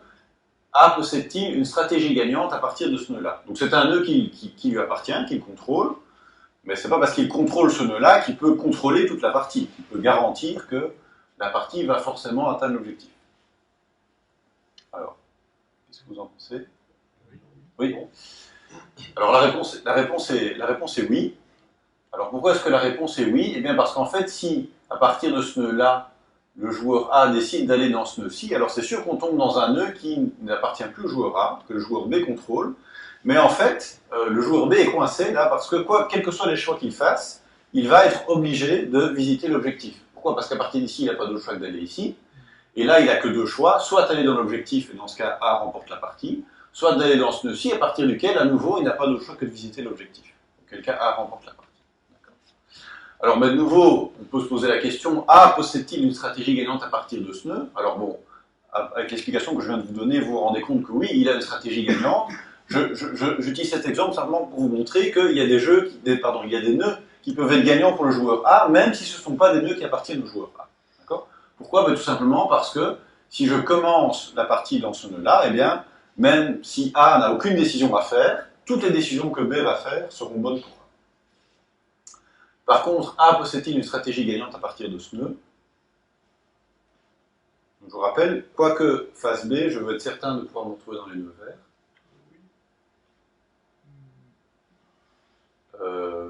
Alors pourquoi oui? Voilà. Alors là, la réponse est non. Donc ici, vous voyez qu'il y a des arêtes qui vont dans les deux sens. Donc je les ai séparées en deux pour que ça soit plus clair. Alors en fait, j'ai que deux choix possibles à partir d'ici. Donc si le joueur A décide d'aller vers le haut, le joueur B a toujours la possibilité de le ramener dans ce nœud-là. Par ailleurs, si le joueur A décide d'aller vers le bas, le joueur B a toujours la possibilité d'aller dans ce nœud-là. Alors évidemment, le joueur B pourrait m'avantager et décider d'aller par exemple ici, où finalement je vais atteindre l'objectif, mais je ne peux pas le garantir. D'accord? Donc je n'ai pas de stratégie gagnante à partir de ce nœud-là. Ce n'est pas un nœud gagnant pour moi. D'accord? Voilà. Donc ça, c'est un petit peu le genre de choses qu'on peut faire. Donc de nouveau, là, je vous ai expliqué le modèle, je vous ai expliqué le genre de résultats qu'on essaie de calculer. Maintenant, essayons de nous convaincre qu'on peut vraiment arriver à ces résultats, arriver à dire si un nœud est gagnant ou pas, mais de façon tout à fait automatique. Évidemment, le but n'est pas que la personne qui va concevoir le programme dessine sur un coin de tableau le graphe qui va être gigantesque et puis ensuite l'analyse. Il faut vraiment être capable de donner ça à un outil et l'outil doit répondre quelle est la stratégie gagnante. Voilà. Alors pour vous expliquer la façon dont on s'en sort, on va se simplifier la vie très fort. On va commencer par regarder un jeu à un joueur. Donc c'est une simplification qui va me permettre ensuite d'expliquer plus facilement les idées pour les jeux à deux joueurs. Alors une première technique assez simple, et on va voir qu'elle ne va pas être complètement satisfaisante, ça va être de calculer des ensembles que j'appelle RI. Donc RI c'est un ensemble, c'est une partie des nœuds de mon graphe, dans lequel je vais mettre tous les nœuds auxquels on peut accéder en moins de I étapes. D'accord ? Donc je choisis un nœud à partir duquel je vais commencer à jouer mon jeu, et puis je vais regarder quels sont les nœuds dans lesquels je peux arriver si je m'autorise à jouer aucun coup, ou un coup, ou deux coups. D'accord ? Alors donc mon objectif il est ici, donc bon, ici j'ai représenté le nœud comme étant des nœuds carrés, mais peu importe, je n'ai qu'un seul joueur. Alors mon nœud initial c'est le nœud Q0, et donc je vais commencer par regarder quels sont en fait tous les nœuds que je peux atteindre en 0 étape. Alors si je commence en Q0 et que je n'ai pas le droit de jouer, c'est ça que ça veut dire, 0 étape, je peux faire aucune action, forcément les seuls que je peux atteindre c'est le nœud initial. Alors ensuite, si j'ai le droit de jouer un coup, je peux atteindre que Q5 et Q2. Si j'ai le droit de jouer deux coups, eh bien, pardon, il y a une flèche qui a disparu, je m'excuse, j'ai la possibilité d'atteindre Q4. D'accord ? Et alors, en fait, si j'ai le droit de jouer plus de coups, en fait, dans cet exemple-là, c'est assez simple, je peux rien faire d'autre. Donc, ce calcul s'arrête à ce niveau-là. Et donc, j'ai calculé un ensemble que j'ai appelé R étoile. Donc, si je regarde tous les RI que je déballe, ça se stabilise sur R étoile. Et ce que je peux affirmer, puisque j'ai commencé mon calcul à partir d'un nœud bien choisi qui est Q0, c'est que si mon objectif a une intersection non nulle avec l'ensemble des nœuds que je peux atteindre, forcément j'ai une stratégie gagnante, de nouveau dans ce cas dégénéré qui est un cas à un seul joueur. D'accord ? En tout cas à partir de Q0. Okay ? J'ai calculé ce que je peux atteindre pour sûr, si mon objectif est dedans, forcément je peux l'atteindre. D'accord ? Alors on peut en particulier aussi en extraire une stratégie. Alors la stratégie elle est ici, alors comment est-ce que j'obtiens cette stratégie ? Forcément, si ce nœud-là est apparu à l'étape R1, ça veut dire qu'il a un prédécesseur qui était à l'étape R0, et donc ça me donne automatiquement ma stratégie. Donc j'essaie toujours d'avancer dans la séquence de R pour atteindre l'objectif. D'accord ? Et ce qui est important, ici, c'est de se rendre compte que cette stratégie, elle est sans mémoire. Alors qu'est-ce que ça veut dire que c'est une stratégie sans mémoire ? Ça veut dire simplement que pour décider ce que je dois faire dans chacun de ces nœuds, je dois simplement regarder dans quel nœud je suis. Quand je suis dans Q0, si je vais dans Q2, je suis sûr que je vais atteindre mon objectif. Si je suis dans Q2 que je vais vers Q4, je suis sûr que je vais atteindre mon objectif.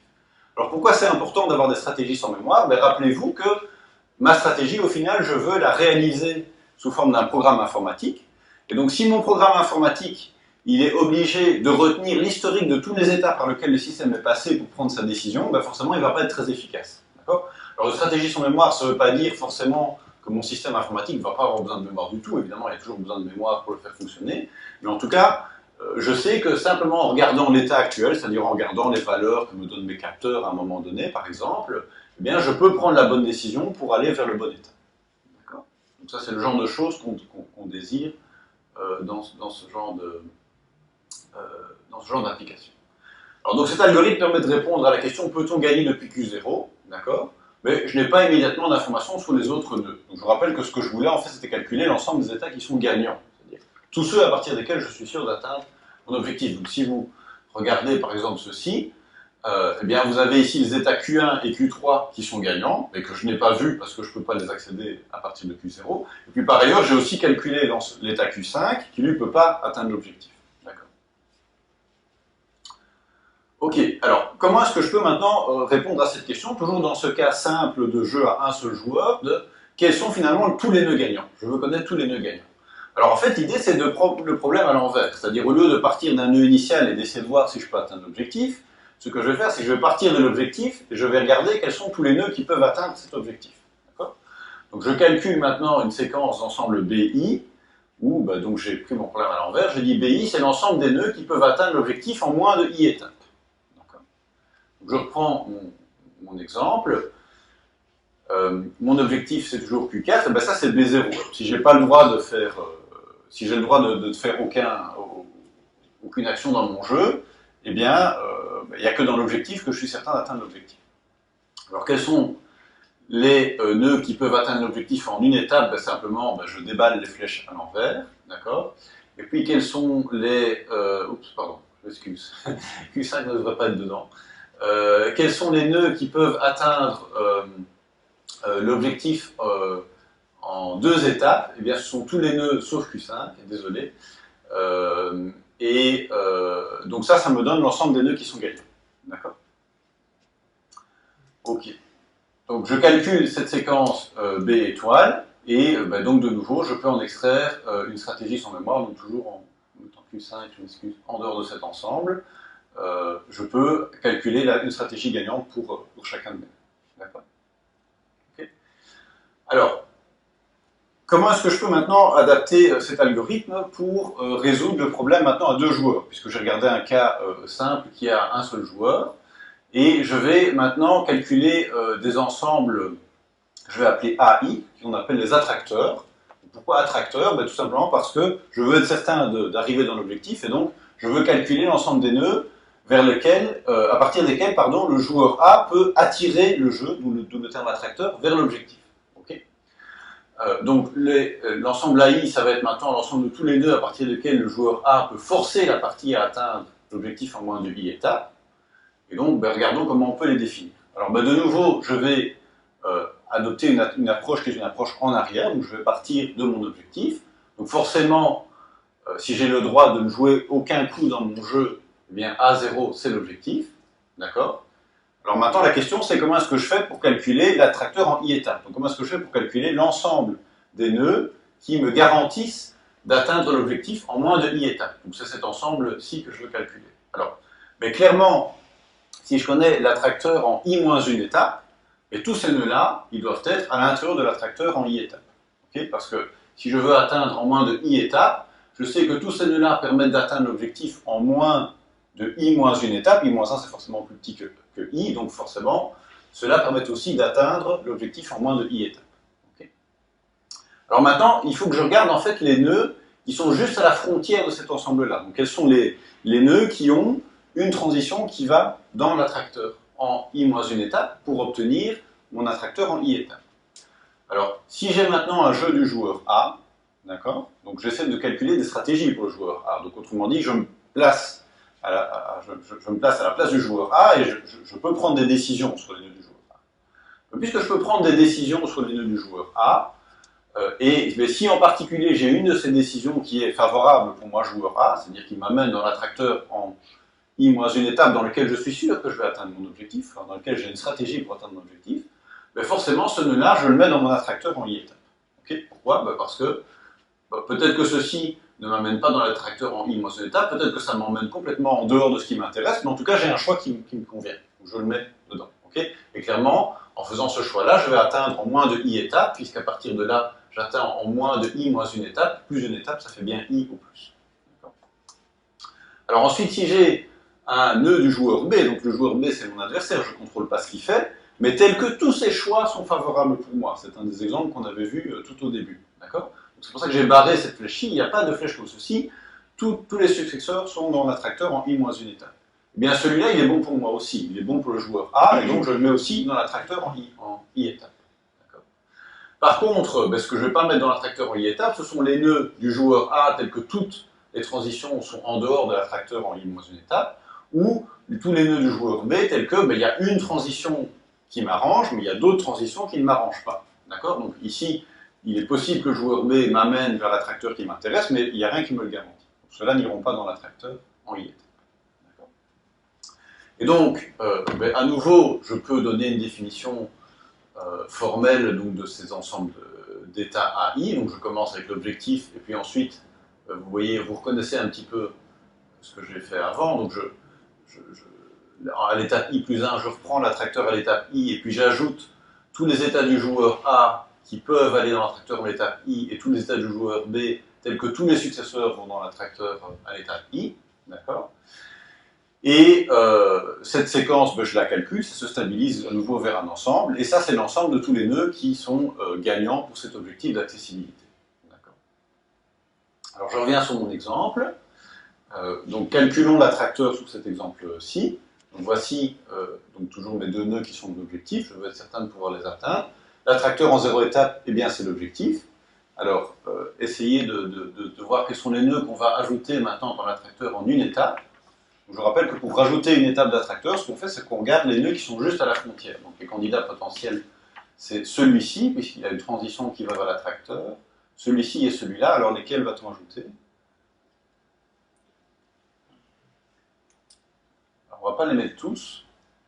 En particulier, celui-là, on ne va pas le mettre. Donc je suis d'accord qu'au final, celui-là va être déclaré gagnant, mais en tout cas, pas en une étape. Pourquoi? Parce que ben, celui-ci, c'est vrai que le joueur B pourrait m'avantager en allant dans l'attracteur en 0 étape, mais par contre, il pourrait aussi aller dans ce nœud-là, et sur ce nœud-là, je n'ai pas encore d'information jusqu'à présent. En tout cas, il n'est pas dans l'attracteur en 0 étape. Donc je vais juste mettre ces deux-ci. Celui-ci, pourquoi? Ben, parce que c'est un nœud qui appartient au joueur A, j'ai la possibilité d'aller dans l'attracteur en 0 étape. Celui-ci appartient au joueur B, mais quoi qu'il fasse, il va dans l'attracteur en 0 étape. Celui-ci, ben, pour l'instant, je n'ai pas encore d'information. Alors évidemment, maintenant que j'ai cet attracteur en une étape, ben, je vais avoir de l'information sur ce nœud-ci, parce que tous ces choix vont dans l'attracteur en une étape, et donc je l'ajoute, et ainsi je peux continuer à ajouter des nœuds les uns après les autres. Heureusement, ça s'arrête parce que le dessin commence à être un petit peu chargé, et je peux donc découper les nœuds de mon graphe en deux parties. D'une part, les nœuds qui sont garantis gagnants pour le joueur A, et d'autre part, les nœuds qui sont garantis gagnants pour le joueur B, et donc ça répond bien à l'intuition qu'on avait fixée sur l'exemple au départ. Donc on s'était bien rendu compte que ici, même si c'est un nœud qui appartient au joueur A, il ne peut pas forcer le jeu à atteindre l'objectif, et ici, même chose pour ces deux nœuds du joueur. D'accord. Alors de nouveau, à partir de ce calcul d'attracteur, je peux extraire des stratégies. D'accord. Donc dans la partie des nœuds qui sont gagnants pour le joueur A, j'extrais des stratégies pour le joueur A. Très bien. Je ne garde pas de stratégie pour le joueur B, évidemment. Tandis que dans la partie des nœuds qui sont gagnants pour le joueur B, j'extrais des stratégies pour le joueur B, qui sont donc des contre-stratégies au joueur A, qui sont des stratégies qui permettent d'empêcher le joueur A d'atteindre son objectif. Alors, donc ça, c'est je dirais déjà un début d'application potentielle. Enfin, en tout cas, c'est un modèle très simple qu'on peut résoudre de façon algorithmique. Là, je vous ai présenté, j'ai de toute façon exécuté l'algorithme devant vous. Et donc, on obtient des stratégies qui sont assez favorables pour l'implémentation de contrôleurs, puisque ce sont des stratégies sans mémoire. Alors, je voudrais vous montrer une extension de ces techniques-là, qui sont des techniques dans lesquelles maintenant on va ajouter des coûts. Parce que mon modèle de graphe à deux joueurs, il est quand même relativement naïf, dans la mesure où je regarde juste des états et des actions des joueurs. Comme vous pouvez vous en douter, dans toute une série d'applications, si je reprends mon application de chauffage, par exemple, certaines actions ont un coût, et on pourrait imaginer que maintenant le joueur A, peut-être qu'il a plusieurs possibilités pour garantir qu'il atteint l'objectif, et peut-être que certaines de ces possibilités vont lui permettre de garantir un coût qui va être meilleur qu'un autre. D'accord ? Et donc, de nouveau, on a maintenant un problème qui est un petit peu plus fin, dans lequel je vais associer des coûts à chaque action. Alors mes coûts, ça va être simplement des nombres, des antipositifs. Et le joueur A souhaite donc atteindre l'objectif avec un coût minimum garanti. D'accord ? Quoi que fasse le joueur. D'accord ? Donc de nouveau, je vais commencer par le cas à un joueur, qui est un cas avec un simple graphe. Donc j'ai ici mon objectif. Et donc j'ai ici les différents nœuds de mon graphe avec les coûts qui se trouvent à chaque fois sur les différentes actions. D'accord ? Et donc ce que je voudrais savoir, c'est à partir de chacun de ces nœuds, quel est le meilleur coût que je peux garantir. D'accord ? Vous voyez par exemple qu'à partir de ce nœud-là, j'ai deux possibilités pour atteindre mon objectif. Soit je prends ce chemin-ci qui est de coût total 1, plus 5, plus 3, donc qui est de coût total 9, soit je prends ce chemin-ci qui est plus court en termes de nombre d'arêtes, mais par contre qui est plus coûteux. Ce qui fait 7 plus 3 égale 10. D'accord ? Alors comment est-ce que je peux déterminer qu'à partir de ce nœud-ci, c'est ce choix-là que je dois faire et pas ce choix-ci ? Alors en fait, il y a un algorithme qui est bien connu des gens qui font de la théorie des graphes, qui est un algorithme qui est dû à Dijkstra. Donc je vous montrerai une photo à la fin de ce mathématicien Edgar Dijkstra, qui fonctionne de la façon suivante. Je vais étiqueter mes nœuds par le coût du meilleur chemin connu. À tout moment, il y a, pour certains nœuds, il y a un meilleur chemin que je connais, qui n'est peut-être pas le meilleur chemin dans l'absolu, mais je vais à tout moment garder cette information, quel est le meilleur chemin que je connais pour le moment. Et donc, initialement, le meilleur chemin que je connais pour atteindre l'objectif, à partir de l'objectif, c'est évidemment de rien faire, et ça ne me coûte rien. Et puis, pour tous les autres nœuds, je n'ai pas encore d'informations, j'ai encore rien calculé. Donc, a priori, le coût est très très grand, donc c'est pour ça que je mets l'infini, plus l'infini. D'accord ? Alors, ce que je vais faire, c'est, de façon régulière, je vais sélectionner le nœud qui a actuellement la meilleure étiquette, le meilleur poids. Donc, au début, ça sera forcément l'objectif, qui a le poids 0. Et je vais me servir de cette information. Donc, je vais décider d'abord que celui qui a le meilleur poids, forcément, pour lui, j'ai calculé tout ce que je vais calculer. D'accord ? Et je vais m'en servir pour mettre à jour de l'information sur mes étiquettes rouges. Donc, par exemple, ici, maintenant que j'ai la garantie que pour ce nœud-là, le meilleur coût que je peux obtenir, c'est 0, eh bien, je peux, en tout cas, mettre à jour l'information de ces deux nœuds-là. Pourquoi ? Parce que je sais qu'à partir de là, je peux arriver ici en payant 1, et à partir de là, le mieux que je peux faire, c'est 0. Donc, dans l'état actuel de mes connaissances, à partir de ce nœud-là, j'ai intérêt à faire ce choix-ci qui va me coûter 1, et à partir de ce nœud-là, j'ai intérêt à faire ce choix-ci qui va me coûter 3. D'accord ? Et l'optimal, pour l'instant, pour ce nœud-là, c'est 1, pour ce nœud-là, c'est 3. Et donc je déclare maintenant que pour ce nœud-ci, c'est terminé, je ne vais plus le revoir. Donc c'est un algorithme qui ne va jamais passer deux fois sur le même nœud, qui va pas, une fois que le nœud est marqué, je ne vais pas reconsidérer ce nœud-là, je ne vais pas finalement changer d'avis plus tard. Et je continue ensuite avec les nœuds qui ne sont pas encore marqués. Alors continuons comme ça. Je choisis celui qui est de coût optimal, celui-ci est de poids 1 pour l'instant. Je mets à jour son prédécesseur, 2 plus 1, ça fait 3, effectivement. J'ai bien un chemin de longueur 3, enfin de poids 3, pardon, qui est ici en rouge. À chaque fois en rouge, je retiens la stratégie qui me permet d'obtenir ce poids-là. Je marque ce nœud-ci. Ensuite, qu'est-ce que je peux sélectionner ? Je pourrais choisir celui-ci ou celui-ci. Je choisis celui-là. Je mets à jour ses prédécesseurs. Donc maintenant, vous remarquez que sur ce nœud-là, j'ai pour l'instant un chemin optimal qui est de poids 10. Si vous vous souvenez bien, on avait dit que ce n'est pas l'optimal, mais c'est ce que je connais le mieux pour l'instant, d'accord ? Parce que l'optimal, il est de poids 9, il est par ici. Celui-ci est de poids 8, d'accord ? Ensuite, donc je marque ce nœud-là, pour lui c'est terminé. Celui-ci, comme il n'a pas de prédécesseur et qu'actuellement je vais choisir entre 3, 8 et 10, je prends 3 et puis je n'en fais rien, simplement je le marque. Et maintenant, eh bien, je dois choisir entre 8 et 10, je prends le meilleur qui est 8, et cette information, maintenant que je suis certain que je ne peux pas faire mieux que 8 à partir de ce nœud-là, je vais m'en servir pour mettre à jour le poids que j'avais calculé pour ce nœud-là. Maintenant, je trouve mon chemin optimal qui est 9, je change ma décision sur ce nœud-là, et j'obtiens ma stratégie optimale à partir de ce nœud-là. Donc ça, c'est l'algorithme de Dijkstra, qui est un mathématicien néerlandais qui est décédé il n'y a pas tellement longtemps, il y a une dizaine d'années, donc ce sont des algorithmes qui sont quand même relativement récents. Bien, alors ça c'est le cas évidemment à un joueur, donc regardons maintenant le cas à deux joueurs. Alors en fait il y a une modification de cet algorithme de Dijkstra qui a été proposé, lui de façon encore beaucoup plus récente, en fait il a été proposé en 2008 par un chercheur d'origine russe qui est d'ailleurs décédé en 2005. Donc c'est un algorithme, c'est un article qui a été publié à titre posthume, je vous montrerai sa photo à la fin, c'est quelqu'un qui est décédé de façon un petit peu prématurée. Donc 2008, ça veut dire que c'est vraiment récent, donc pour vous montrer que la recherche sur ces problèmes qui semblent très simples est encore fort active. Et donc je me trouve maintenant de nouveau dans le cas d'un graphe à deux joueurs, donc avec des nœuds ronds et des nœuds carrés, et avec des poids. Alors bon, ici j'ai pris un exemple très simple où la plupart des actions sont gratuites, la plupart des poids sont 0, donc je n'ai pas mis les zéros. Simplement, cette action-ci me coûte 5 et cette action-ci me coûte 3. D'accord ? Alors, mais forcément, quand je suis dans un nœud du joueur A, le joueur A, il souhaite de minimiser le coût. Donc, forcément, à partir d'ici, je n'ai pas d'autre choix que d'aller par ici pour atteindre mon objectif, et ça va me coûter 5. Alors, ce qui est plus intéressant, c'est ce nœud-ci, par contre, parce qu'évidemment, ici, j'ai plusieurs choix. Donc, un choix que je pourrais faire, c'est d'aller par là. À partir de là, mon adversaire, le joueur B, n'a pas d'autre choix que de m'envoyer immédiatement dans l'objectif par cette arrêt-ci qui est gratuite, donc finalement, il ne peut pas vraiment m'ennuyer du point de vue de la maximisation. Mais par contre, faire ce choix-ci m'oblige à payer 3. D'accord? Donc si je fais ce choix-ci, je vais d'office payer 3 et je vais atteindre mon objectif. Alors un autre choix, si on regarde ce graphe en oubliant temporairement qu'on a 2 joueurs, ce serait de se dire, en fait, j'ai peut-être intérêt à passer par ici au-dessus, parce que si mon adversaire est gentil avec moi, il va m'envoyer par ici et puis là, et puis ça me coûte 0 plus 0 plus 0, c'est gratuit. Alors évidemment, ça c'est un raisonnement qui est valable quand j'ai qu'un seul joueur. Ici maintenant j'ai 2 joueurs, et mon adversaire, il va tout faire pour maximiser le poids que je vais... le coût que je vais devoir payer, et donc je ne peux pas faire l'hypothèse qu'il va faire ce choix-là.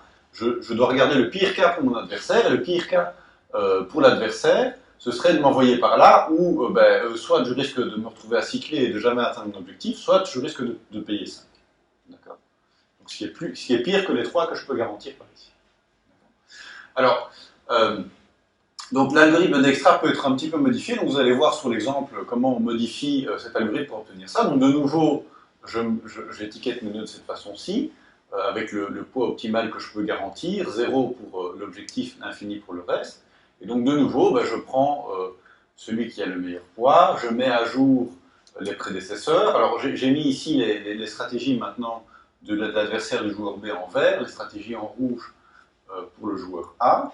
D'accord, donc forcément ici c'est 0, ici c'est 5. Alors je prends le nœud le plus proche, donc le nœud qui a le meilleur poids, qui est non marqué, c'est celui-ci, c'est un nœud de mon adversaire, le joueur B. D'accord. Alors je dois être un petit peu prudent pour le joueur B, parce que ce que je suis occupé à faire, c'est essayer d'exécuter l'algorithme d'Extra. Mais l'algorithme d'Extra, ce qu'il essaie de faire, c'est de minimiser le coût pour atteindre l'objectif. Et ça, c'est pas compatible avec ce que fait mon joueur B. Le joueur B, il essaie de maximiser. D'accord. Donc cette information 0 ici, je l'ai calculée en me disant, je vais essayer de minimiser pour atteindre l'objectif. Mais en fait, c'est pas vraiment ça que fait mon joueur B. Donc je dois être prudent quand je traite maintenant un nœud du joueur B. Alors en fait, il se trouve que sur ce nœud-ci, j'ai pas vraiment besoin d'être vraiment prudent. Pourquoi? Parce que le joueur B, il n'a qu'un seul choix. Donc c'est un cas un petit peu particulier. Ça, c'est un nœud du joueur B, mais qui se comporte comme un nœud du joueur A, puisque le joueur B n'a qu'un seul choix, qui est d'aller vers l'objectif. D'accord? Donc, forcément, je vais garder cette information-là. Alors, je mets à jour les prédécesseurs. D'accord? Donc maintenant, je mets 0 pour ce nœud-là et 3 pour ce nœud-ci.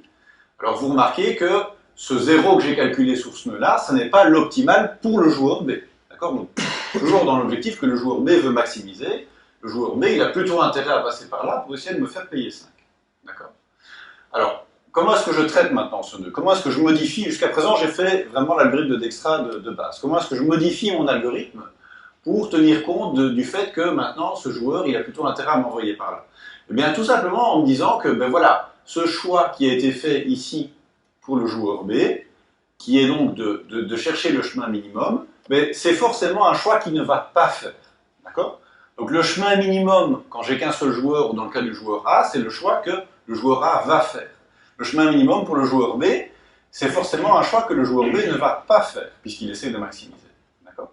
Et donc je me sers de cette information pour dire, puisque je suis sûr que ce choix-là, il ne va pas le faire, parce qu'en particulier, il a encore une alternative, qui ne peut pas être pire pour lui, puisque ça, c'est le minimum. D'accord? Eh bien, ce que je vais faire, c'est que je vais tuer cette arête. Je vais dire, puisque ça, forcément, c'est quelque chose que le joueur B ne va pas faire, je vais l'enlever de mon graphe. D'accord? Je vais maintenant interdire au joueur B de faire ce choix-là, et je vais remettre mes poids à jour. Celui-ci, il a de nouveau un poids plus l'infini. Okay? Parce que son seul successeur est celui-là qui est plus l'infini. Et maintenant, je continue comme ça. Donc, je prends le sommet de poids optimal qui est 3, je mets à jour ses prédécesseurs, c'est 3. Celui-ci est marqué. Alors, quel est le plus intéressant maintenant pour moi? C'est celui-ci qui est 3. Je le sélectionne. Je mets à jour son prédécesseur qui est 3 et je le marque. Je prends ce nœud-là qui est de poids optimal 3.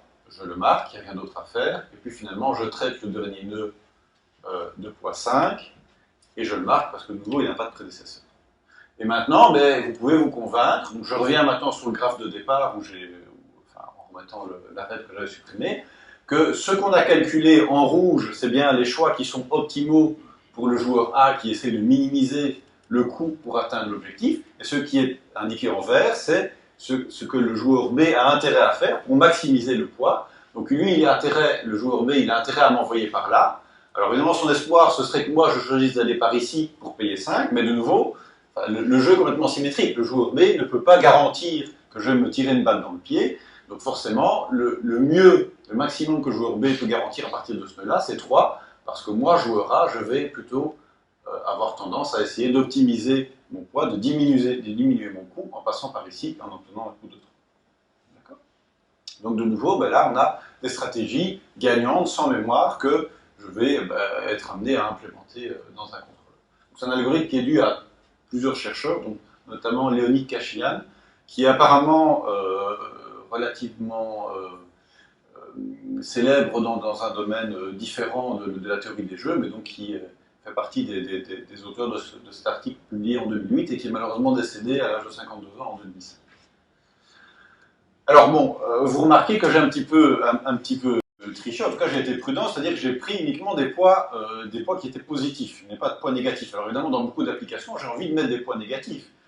Si vous imaginez que vos poids représentent un coût en énergie sur une batterie, eh bien, il y a des moments où vous allez consommer sur votre batterie, mais peut-être que par moment, vous allez pouvoir recharger votre batterie également. Donc ça veut dire que parfois, vous allez prendre des actions qui, si vous êtes le joueur A, qui vont vous avantager parce qu'ils ont un poids négatif, ils vont vous permettre de regagner de l'énergie. Alors qu'est-ce qui se passe si maintenant j'admets des poids négatifs? Donc je mélange des poids positifs et des poids négatifs. Alors en fait, l'algorithme d'Extra modifié ne fonctionne plus tel quel. Il y a je ne vais pas vous montrer ça ici parce que j'arrive à la fin de la présentation, mais il y a des comportements un petit peu inattendus qui se produisent, notamment quand on a des boucles de poids négatifs. Parce que évidemment, si le joueur qui veut minimiser le coût total cherche à la possibilité de forcer le jeu à rester dans une boucle de poids négatifs, eh bien il va pouvoir diminuer le coût autant qu'il le souhaite. D'accord. Alors ça, c'est une recherche qui est en cours, donc on a obtenu des résultats là-dessus avec mon complice habituel, donc Thomas, qui est beaucoup plus beau en vrai, et Axel Adat et Benjamin Monmèche, qui sont donc des chercheurs postdoctorants, qui sont payés justement sur le projet Casting auquel je faisais allusion au début de ma présentation. De nouveau, pour vous montrer qu'il y a encore de la recherche active sur ces sujets-là, et même sur ces modèles qui sont finalement très, très simples, il y a encore des choses intéressantes, des questions intéressantes. Alors bon, je n'ai fait ici que survoler évidemment les possibilités d'application de la théorie des jeux dans le cadre de la synthèse de contrôleurs. On peut choisir encore d'autres extensions, donc par exemple, une extension qui est fort étudiée, c'est l'extension des jeux temporisés. Ce sont donc des jeux dans lesquels on peut explicitement parler du temps qui passe. Hein, on peut dire, ben voilà, le joueur peut faire une action, mais il est obligé d'attendre un certain temps, un certain nombre de secondes dans un état avant de pouvoir faire cette action-là. Et le problème, c'est que s'il attend trop longtemps, ben peut-être que mon environnement va me prendre de vitesse. Donc il y a cette nouvelle notion qui apparaît dans le jeu, qui est le fait que l'environnement peut nous prendre de vitesse pour nous amener dans un état qui ne nous convient pas. Alors en particulier pour ces jeux-là, qui commencent à être assez bien étudiés, il existe un outil que tout le monde peut d'ailleurs télécharger sur cette page web ici, qui est développé par des chercheurs de l'université d'Aalborg au Danemark, qui sont des partenaires à nouveau dans le projet Casting. Et cet outil permet vraiment de modéliser des jeux et de calculer des stratégies gagnantes, et a été déjà appliqué dans des cas d'études industrielles.